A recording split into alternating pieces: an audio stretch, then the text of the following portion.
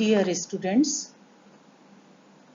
हम reserve bank of India act 1934 के बारे में डिस्कस करेंगे। आरबीआई हमारे देश का केंद्रीय बैंक है। यह देश की वित्तीय प्रणाली की शीर्ष वित्तीय संस्था है, अर्थात देश की सभी बैंकिंग एवं गैर बैंकिंग कंपनीज पर नियमन और नियंत्रण का अधिकार रिजर्व बैंक ऑफ इंडिया को दिया गया है।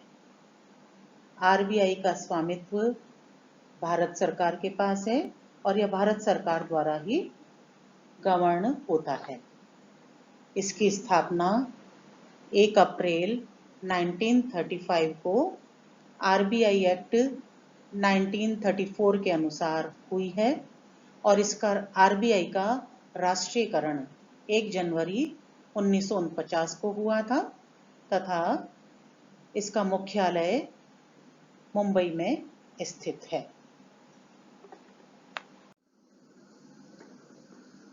आरबीआई एक्ट 1934 की प्रस्तावना के अनुसार इसके मुख्य उद्देश्य इस प्रकार हैं। भारत में करेंसी नोट, जिन्हें हम बैंक नोट भी कहते हैं, उनका देश की विकास की आवश्यकता के अनुसार नियमन करना, मौद्रिक स्थिरता को सुनिश्चित करना अर्थात मुद्रा प्रसार और संकुचन को नियंत्रित करना, करेंसी एवं साख व्यवस्था को इस प्रकार से नियमित एवं संचालित करना कि देश के आर्थिक विकास में यह सहायक सिद्ध हो सके, लाभदायक हो सके।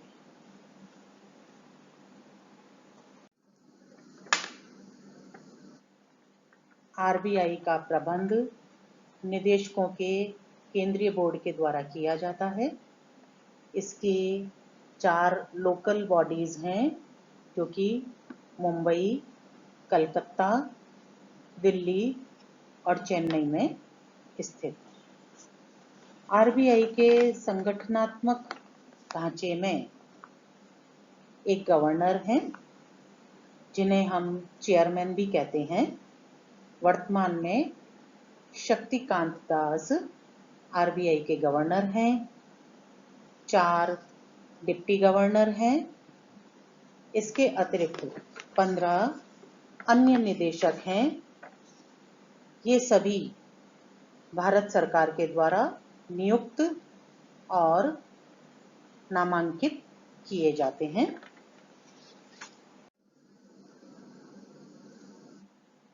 आरबीआई देश के मौद्रिक अधिकारी के रूप में, एक केंद्रीय बैंक के रूप में वैसे तो अनेक कार्य करता है, लेकिन इसके मेन फंक्शंस इस प्रकार हैं।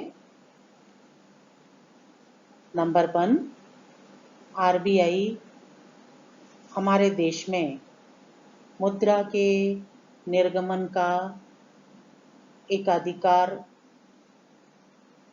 है आरबीआई को,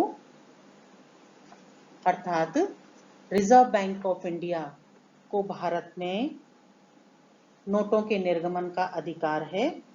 न्यूनतम 200 करोड़ रुपए के रिजर्व के आधार पर आरबीआई 2 रुपए से लेकर 10,000 रुपए के अंकित मूल्यों के नोटों का निर्गमन कर सकता है।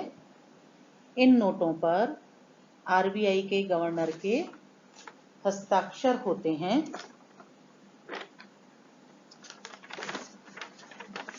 इसके निर्गमन विभाग के द्वारा वर्तमान में 2, 5, 10, 20, 50, 100, 500 एवं 2,000 रुपए के नोटों का निर्गमन किया जा रहा है। 1 रुपए के नोट का निर्गमन भारत सरकार द्वारा किया जाता है, जिस पर कि वित्त सचिव के हस्ताक्षर होते हैं।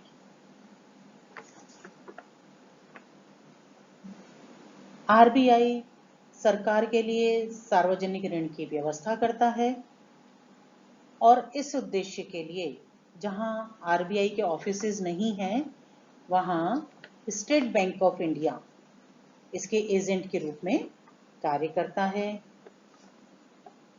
आरबीआई बैंकों का अंतिम ऋणदाता है। यह बैंकों को बिलों की पुनः कटौती एवं पुनः वित्त की सुविधा प्रदान करता है। इसके अतिरिक्त रिजर्व बैंक बैंकों पर नियंत्रण करने का अधिकार है, अर्थात किसी भी भारतीय एवं विदेशी बैंक को भारत में बैंकिंग का व्यवसाय करने के लिए आरबीआई से लाइसेंस प्राप्त करना अनिवार्य है। यह बैंकों को उनके प्रबंध का नियंत्रण कर सकता है, उन्हें दिशा निर्देश जारी कर सकता है और उनका निरीक्षण एवं नियंत्रण भी कर सकता है। साख नियंत्रण के अंतर्गत आरबीआई बैंकों पर चयनात्मक एवं मात्रात्मक साख नियंत्रण करता है, जैसे ऋणों पर ब्याज दरों का नियंत्रण करना, प्रतिभूतियों पर मार्जिन का निर्धारण करना, बैंक दर, सीआरआर जिसे नकद कोषानुपात कहते हैं एवं एसएलआर जिसे वैधानिक तरलता अनुपात कहते हैं, उनका निर्धारण करना तथा खुले बाजार की क्रियाएं करना इत्यादि।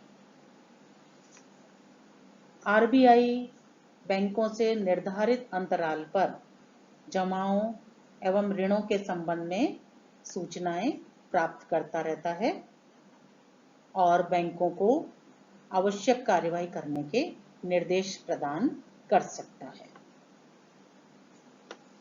आरबीआई का एक प्रमुख कार्य है भारतीय रुपए का आंतरिक एवं बाहरी मूल्य को बनाए रखना, अर्थात उसमें अधिक उतार चढ़ाव नहीं होने चाहिए।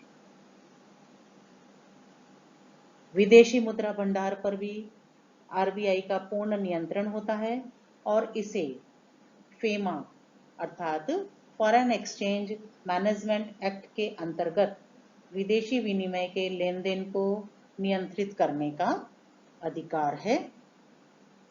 अगले व्याख्यान में हम आरबीआई एक्ट 1934 के मुख्य प्रावधानों के बारे में डिस्कस करेंगे।